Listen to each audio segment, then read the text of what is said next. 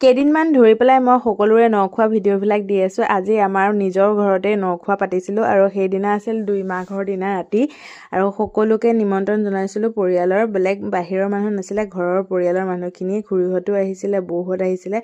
সকলোৱে মাংস বনাই আছে পিছফালে বহি বহি, মানে মানুহজনে বনাইছে, সিহঁতেও জুই ফুৰাই আছে। মই বাহিৰৰ পৰা আহি পেলাই বোলো মাছৰ আঞ্জা এখন বহাই দিছিলোঁ, সেইখন হ'লনে নাই চাবলৈ লৈছোঁ আৰু সকলোখিনি বনাই কোনাই হৈ এটা এটাকৈ সকলোকে ভাত দিছোঁ।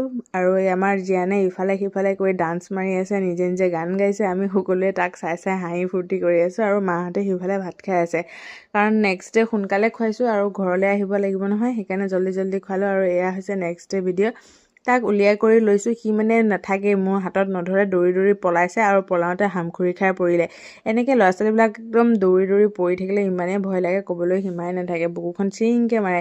আৰু এয়া তাক জোকাৰি পোকাৰি লৈ গাড়ীত উঠি আহিলোঁ। আমাক শইকীয়া মাৰ্কেটতে নমাই দিলে কামপুৰৰ গাড়ীত উঠিবৰ কাৰণে, আৰু খুৰীহঁত আৰু মানুহজন কলিয়াবৰলৈ উভতি গ'ল।